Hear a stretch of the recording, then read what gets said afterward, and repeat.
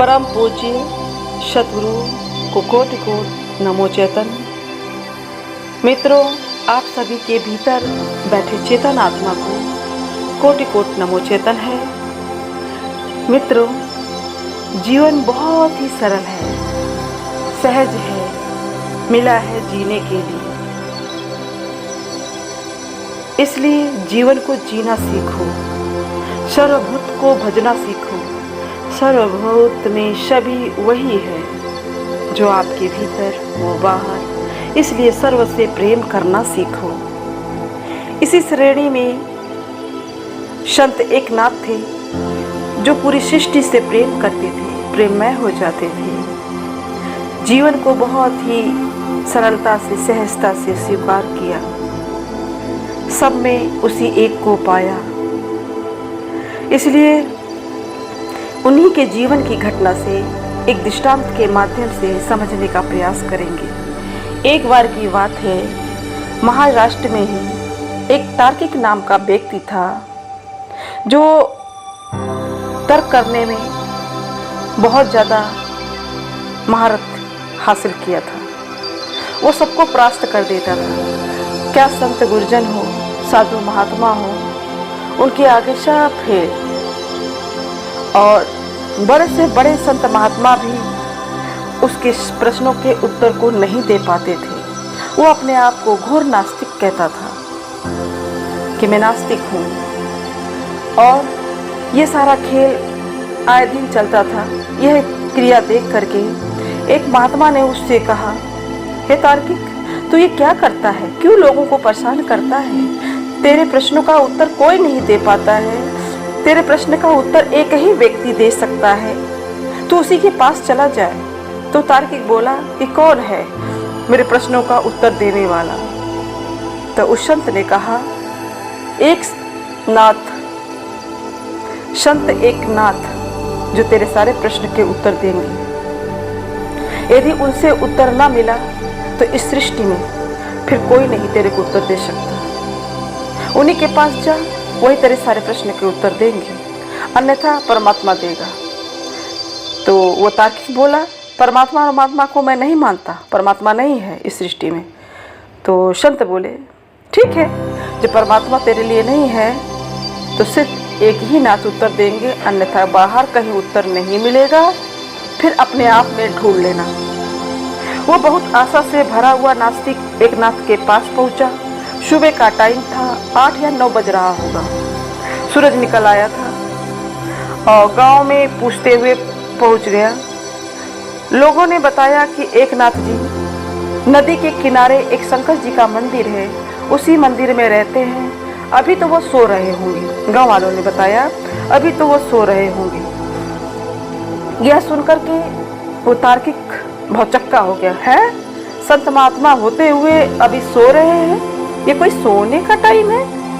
संत महात्मा तो ब्रह्म मुहूर्त में उठते हैं। गए और मंदिर में जब देखा तो एक नाथ सोए पड़े हैं। सोए तो थे ही, एक चीज और उसने देखा, अचंभा में पड़ गया। अरे, शंकर जी के शिवलिंग पे जो उनकी पिंडी है उस पे पैर रख करके सोए हुए हैं। वो कहे, बड़ा विचित्र आदमी, ये संत है कि क्या है?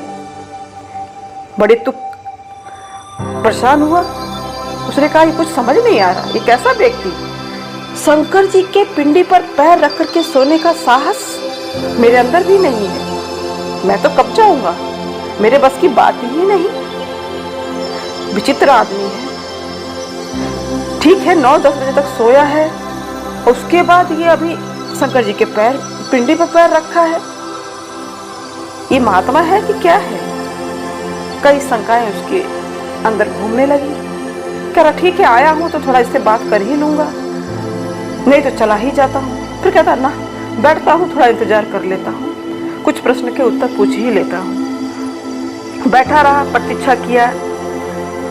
एक नाथ जी लगभग 10 बजे उठे।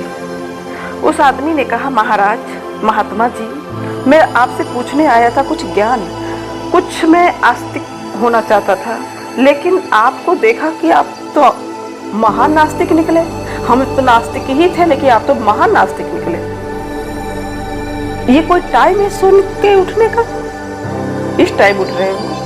9 से बजे मैं आया था, 10 बज गया, अभी सो के उठ रहे हो? ये कोई ब्रह्म मुहूर्त है? एक नाथ जी ने बोला, संत जब उठता है तभी ब्रह्म मुहूर्त होता है। जो जीवन को जीता है जब उठेगा वही उसका ब्रह्म मुहूर्त होता है। बेटा, ना हम अपनी तरफ से सोते हैं, ना हम अपनी तरफ से उठते हैं। जब वो सो जाता है तो सो जाते हैं, जब वो उठ जाता है तो हम भी उठ जाते हैं। तो हमने तो एक ही जाना है, जब आँख खुल गई तो ब्रह्मा की है, ब्रह्म मुहूर्त है। हम अपनी तरफ से सोते भी नहीं, ना ही अपनी तरफ से जागते हैं। ब्रह्मा जब सोता है तो सो जाता है, जागता है तो जाग जाता है। सब कुछ, सारी क्रिया ब्रह्म मुहूर्त में ही होता है। उसने कहा, गजब की बात करते हो, बड़ा मुश्किल में डाल दिया हमें। पूछने आया था ब्रह्मा है या नहीं, अब तुम तो मेरे को बहुत मुश्किल में डाल दिए, क्योंकि अब तो मैं कुछ कह ही नहीं सकता। मैं जाने का प्रयास कर रहा हूँ। उन्होंने कहा, ना जाओ ना, अभी रुको। ब्रह्मा, मैं भी ब्रह्मा हूँ, तुम भी ब्रह्मा हो। फर्क इतना है कि मैं जागा हुआ हूँ, तुम सो रहे हो, तुम बेहोश हो। तुमने अपने होने का पता नहीं है, मुझे अपने होने का पता है। उसने कहा, छोड़िए ये सब बात, ये बताओ, शंकर जी के शिवलिंग पर, पिंडी पर पैर रख के सोए हो, ये कैसा तुक?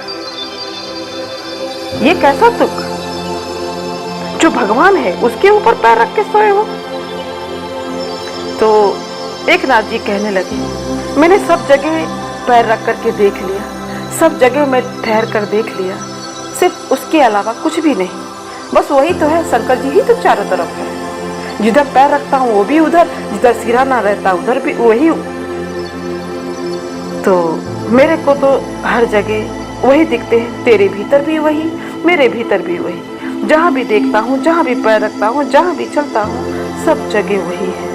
उस आदमी ने कहा, मुझे तुम्हारी बात समझ में नहीं आई। इतनी साहस तो मेरे अंदर भी नहीं कि मैं शंकर जी के पिंडी पर पैर रखकर सोऊं।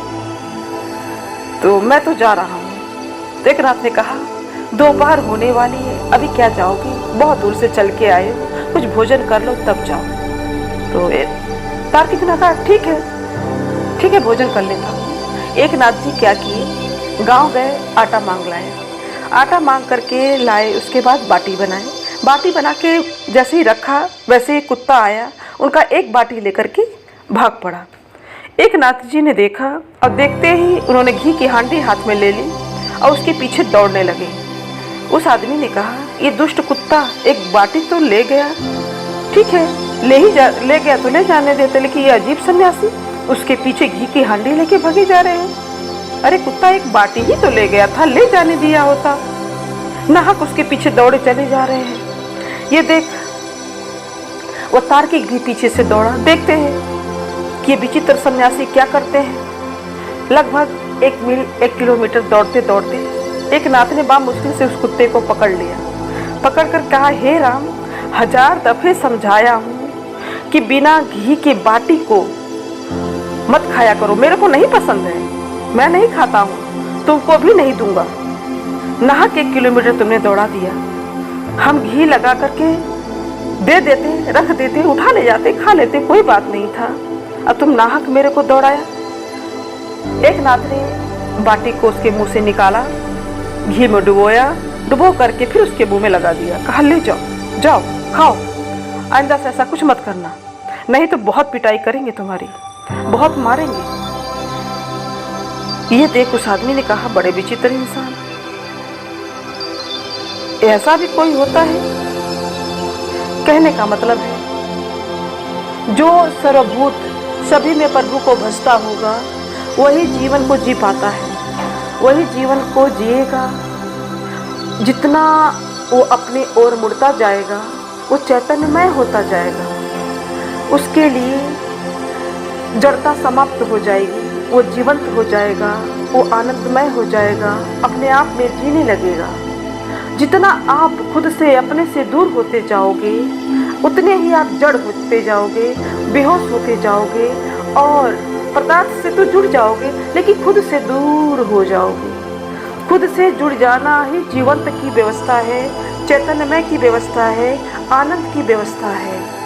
उसी में उत्सव है, उसी में जीवन है। जितना आप होशपूर्वक जियोगे उतना आप चैतन्यमय हो जाओगे, उतना जीवंत हो जाओगे। इसलिए प्रेमियों, जागने का प्रयास करो, खुद को पहचानने का प्रयास करो, खुद में जीने का प्रयास करो, पूरी सृष्टि को जीने का प्रयास करो। सब अपने हैं, सब में वही है, एक ही है। बस उसी को भज लो, खुद में भज लो, चारों तरफ आपकी भक्ति ही भक्ति हो जाएगी। जीवन में आनंद ही आनंद के फूल खिल जाएंगे। नमो चैतन्य।